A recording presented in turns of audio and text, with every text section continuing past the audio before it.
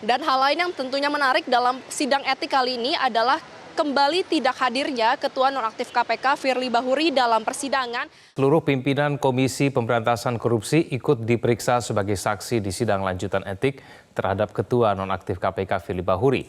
Mereka yakni Alexander Marwata, Johannes Tanak, Nawawi Pomolango, dan Nurul Gufron. Hari ini Dewan Pengawas KPK menggelar sidang etik Ketua Nonaktif KPK Firly Bahuri. Persidangan digelar secara tertutup di gedung Dewas KPK. Firly Bahuri absen di sidang lanjutan dugaan pelanggaran etik terhadap dirinya di Dewan Pengawas KPK, namun persidangan tetap berjalan meskipun ia tidak hadir. Anggota Dewas KPK Samsudin Haris menyatakan belum mengetahui lebih jauh soal ketidakhadiran Firly. Di sisi lain, ia memastikan bahwa putusan terhadap dugaan pelanggaran etik Firly akan dilaksanakan di penghujung 2023. Gimana hari ini, Bu? Infonya Pak FB nggak hadir hari ini, gimana? Makasih ya. Selesai. Mudah-mudahan di tahun ini selesai juga. Targetnya kapan Pak? Katanya kan infonya sebelum Natal sudah rampung. Iya, kayaknya mundur sebelum akhir tahun. Mudah-mudahan. Ya. Etik ini keterangan Katanya saksinya sih dengar sebagai saksi gitu. Cuma itu aja barangkali ya. untuk permintaan yang lain juga udah dulu gimana Pak? Ya?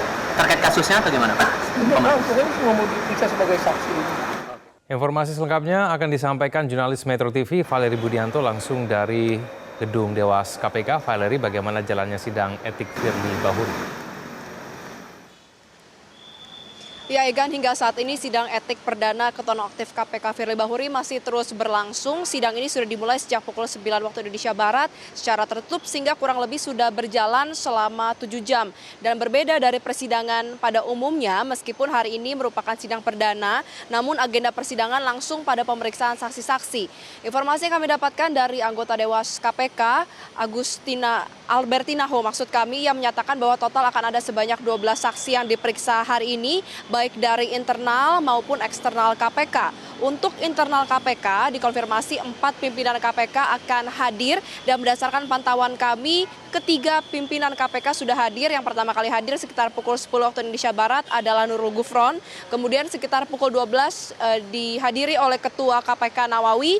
Kemudian juga baru saja sekitar 5 menit yang lalu Alexander Marwata hadir memenuhi panggilan. Yang masih kita nantikan saat ini adalah kehadiran dari Johannes Tanak, karena kalau misalnya kita berkaca dari proses pemeriksaan di Dewas, Johannes Tanak ini cenderung menghindari pintu utama dan bisa jadi ia masuk lewat pintu samping ataupun memang ia belum hadir. Kemudian untuk saksi lainnya yang juga dikonfirmasi hadir hari ini adalah mantan Menteri Pertanian Syahrul Yassin Limpo yang sudah hadir memenuhi panggilan tadi sekitar pukul 1 waktu Indonesia Barat, dan saat ini ia sudah selesai menjalankan pemeriksaan. Tadi usai diperiksa kami sempat menanyakan sejumlah hal kepada SYL terkait apa saja hal-hal yang ditanyakan dalam sidang etik perdana kali ini, dan ia menyebutkan bahwa pada intinya hari ini ia kooperatif memenuhi panggilan sebagai saksi dan total ia sudah diperiksa sebagai saksi selama 4 kali. Ia akan terus mengikuti prosedur hukum yang berlaku dan juga akan terus memenuhi panggilan. Namun memang terkait materi pertanyaan apa saja yang ditanyakan tidak disampaikan kepada awak media.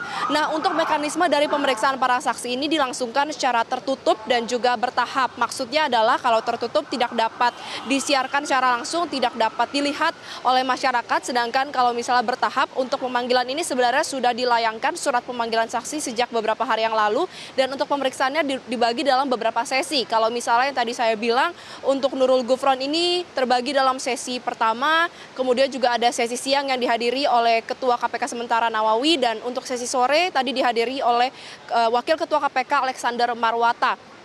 Dan hal lain yang tentunya menarik dalam sidang etik kali ini adalah kembali tidak hadirnya Ketua Nonaktif KPK Firly Bahuri dalam persidangan. Padahal seharusnya persidangan ini sudah digelar pekan lalu pada tanggal 14 Desember.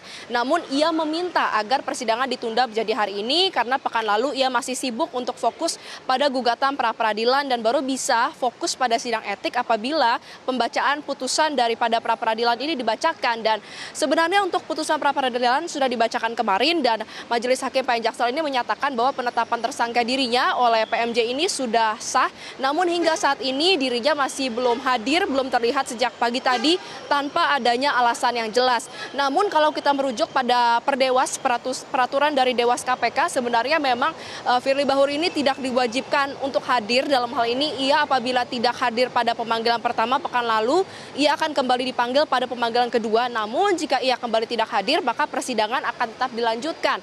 Satu-satunya agenda yang wajib dihadiri oleh Firly Bahuri adalah baik ketika ia diperiksa sebagai terperiksa maksud kami, maupun ketika pembacaan putusan ini dilakukan, sehingga apabila memang nanti Firly tidak hadir pada persidangan-persidangan lanjutan yang direncanakan akan dilangsungkan secara maraton mulai dari hari ini, besok dan juga lusa untuk memeriksa keseluruhan saksi.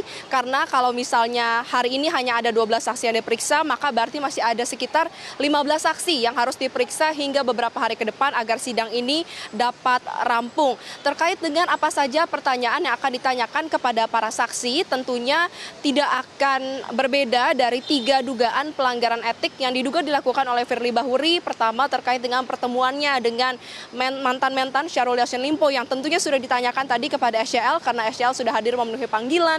Kemudian juga terkait dengan laporan LHKPN-nya yang akan ditelusuri. Kemudian juga terkait dengan kejanggalan penyewaan safe house, yaitu rumahnya di Kartanegara yang disewakan kepada Alex Tirta. Tentunya Alex Tirta akan menjadi salah satu saksi yang juga akan dipanggil, namun memang kita harus nantikan apakah ia akan dipanggil hari ini, besok, atau lusa, karena dijadwalkan pemeriksaan saksi ini akan berlangsung selama 3 hari secara maraton. Kemudian terkait dengan apa saja sanksi yang dapat diberikan kepada Firly Bahuri pada Dewas KPK, pada intinya sanksi ini bersifat administratif, terbagi atas sanksi ringan, sanksi sedang, dan juga sanksi berat.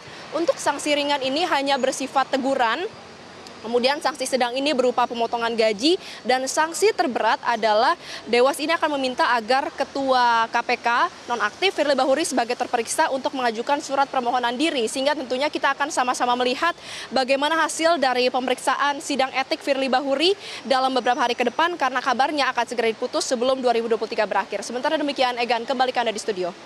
Baik, terima kasih atas informasinya. Valerie Budianto langsung dari Gedung Dewas KPK. Jelajahi cara baru mendapatkan informasi. Download Metro TV Extend sekarang.